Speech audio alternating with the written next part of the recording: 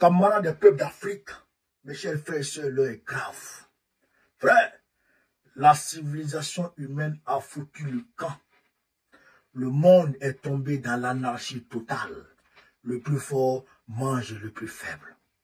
Frère, l'appétit expansionniste de Donald Trump ne s'arrête pas au Canada, au Groenland ou même au Panama. Donald Trump veut prendre Gaza dans le Moyen-Orient, à plusieurs milliers de kilomètres des États-Unis d'Amérique. Frère, sans honte, sans gêne, l'impérialiste américain se dit prêt à envahir Gaza. Il ne sait pas comment il va le faire, mais il dit qu'il n'enverra pas de militaires américains là-bas, mais en tout cas Gaza deviendra américain désormais. Chers camarades d'Afrique, je vais vous laisser écouter cette vidéo et on va ensemble décortiquer à la lumière des intérêts de notre continent africain. On est parti, chers camarades d'Afrique. Après ces déclarations, le président américain entend bien voir les États-Unis occuper Gaza sans qu'il soit nécessaire d'y envoyer le moindre soldat de l'US Army. Non, selon lui, il suffira qu'Israël transmette le contrôle de l'enclave au terme des combats avec le Hamas. Et une fois les Palestiniens déplacés, le ministre israélien de la Défense compte d'ailleurs lancer les préparatifs pour faire partir ceux qu'il souhaite. Les précisions, en images avec Alexandra Karine et Mal Maxwell. Cette terre est la nôtre, c'est le message affiché sur les pancartes de ces Gazaouis à Deir el-Balah. Ils sont quelques dizaines à s'être mobilisés en réponse au plan de Donald Trump de prendre le contrôle de la bande de Gaza et de déplacer la population. Nous espérons que toutes les nations se tiendront à nos côtés et nous aideront à éviter le déplacement. C'est notre terre et notre maison. Malgré le tollé international, le président américain campe sur ses positions. Il précise sur son réseau social que les déplacements ne seraient que temporaires et que son plan ne nécessiterait pas la mobilisation de soldats. La bande de Gaza serait remise aux États-Unis par Israël à la fin des combats. Les États-Unis, en collaboration avec d'excellentes équipes de développement du monde entier, commenceraient lentement et prudemment la construction de ce qui deviendrait l'un des plus grands et des plus spectaculaires développements de ce type au monde. Aucun soldat américain n'est nécessaire. La stabilité régnera dans la région. Interrogé par des journalistes, Benyamin Netanyahou se montre lui aussi confiant sur ce dernier point. Monsieur Netanyahou, pensez-vous que des troupes américaines sont nécessaires à Gaza pour que le plan du président Trump soit réalisable? Non. De son côté, le ministre israélien de la Défense déclare lancer des préparatifs en vue d'un déplacement de la population. J'ai demandé à l'armée israélienne de préparer un plan de départ volontaire pour les habitants de Gaza, qui permettra à tout habitant de Gaza qui le souhaite de partir vers n'importe quel pays disposé à l'accueillir. L'Égypte et la Jordanie ont déjà fait part officiellement de leur refus de participer au projet et d'accueillir les déplacés gazaouis, comme demandé par Donald Trump. Ce jeudi, le Caire alerte sur une mise en péril des négociations sur l'accord de cessez-le-feu et sur une incitation à la reprise des combats. Vous avez entendu, chers camarades d'Afrique. Israël va remettre Gaza aux Américains après la guerre. Est-ce que Gaza, c'est pour Israël? Vous voyez, là, ils sont en train de déposséder un peuple de son droit à l'autodétermination. Voilà. Quand Ibrahim Traoré a dit de s'apprêter pour une guerre d'intensité, il a vu clair. Si Trump fait ça, il va violer toutes les règles de la non-violation des frontières. Alors, à partir de ce moment-là, mais les autres pays occidentaux, les autres puissances impérialistes vont tenter eux aussi d'en faire de même. Mais puisque c'est comme ça, c'est passé en 1884-1885 à Berlin. Ils se sont assis et ils ont partagé le monde. Aujourd'hui, ils sont en train d'en faire pareil. Netanyahou, le terroriste de la Palestine, est allé se rencontrer avec Trump sans aucun Palestinien pour décider du sort de la Palestine. Je répète, Netanyahou, le terroriste, est allé se rencontrer avec Trump, l'impérialiste, pour décider du sort des Gazaouis, des Palestiniens, sans aucun Palestinien Ça vous rappelle quoi? 1885. Donc, quand Ibrahim Traoré a dit qu'il fallait que le monde entier se prépare, que l'Afrique se prépare à une guerre d'intensité, eh bien, c'est ça qui arrive là. Parce que si les États-Unis l'ont fait, et qu'ils ont viré toutes les règles, aujourd'hui, l'ONU même n'est même plus calculée. Trump même a bloqué tous les avoirs de tous les gars de l'ONU qui pouvaient rentrer aux États-Unis. Personne ne peut rentrer aux États-Unis. Pardon.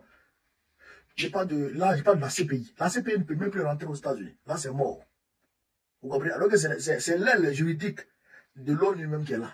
Donc, si l'aile juridique de l'ONU ne peut plus faire, comment on appelle ça, ne peut plus travailler, et donc ça devient quoi? Ça devient compliqué. Donc, à partir de ce moment-là, ils sont dans une, on va dire, dans une logique, chez comme on appelle l'Afrique, d'impérialisme, de recolonisation du monde. Mais après le Moyen-Orient, où ils vont aller? Ils vont parler en Afrique. Puisque l'esclavage a commencé comme ça. Les Européens sont partis dans le Moyen-Orient. Ils ont commencé par eux, les gens de l'Europe de l'Est. Après, les gens du Moyen-Orient, et après, ils sont allés en Afrique. Donc, c'est tout le monde a commencé par le Moyen-Orient. Après, vous partez en Afrique. Pour aller essayer de nous coloniser, pour aller essayer de voler nos terres. Vous comprenez ça? Vous comprenez ça, c'est grave. Ce qui se passe là, à Gaza, ce qui se passe là, c'est grave. Mais vous venez trouver des gens sur leur terre. Vous vous installez sur leur terre. Ils veulent parler, vous les tuez. Vous les chassez. Et maintenant, vous leur dites de quitter leur terre. Parce que vous voulez prendre contrôle de leur terre. Maintenant, ils n'ont qu'à se chercher. Ils n'ont qu'à errer dans le monde. Alors que c'est leur terre. Et quand ils vont agir, vous allez les traiter de terroristes. Alors que le véritable terroriste, c'est Netanyahou, qui refuse de mettre fin à la guerre, de peur d'être battu en élection prochaine en Israël, après la guerre. Parce que tant qu'il y a la guerre, il ne peut pas avoir d'élection. Donc lui veut maintenir la guerre pour ne pas qu'il y ait d'élection. Mais s'il y a des élections, il va perdre. C'est pourquoi la deuxième phase du dialogue, il ne veut pas. C'est lui le terroriste. Je pense que Trump est en train de discuter avec un terroriste. Comme lui, il est impérialiste. Terroriste et puis impérialiste sont pas loin l'un de l'autre. Est-ce que vous comprenez ça, chers camarades? Ce qui arrive là est grave. Si Trump arrive à faire ça, à prendre possession de Gaza, sans trouver un terrain d'entente, conformément à l'accord, je dirais à la proposition de l'ONU, et que la solution à 2 États, une solution qui a d'ailleurs été votée à l'ONU, qui attend juste sa mise en œuvre, la solution à 2 États.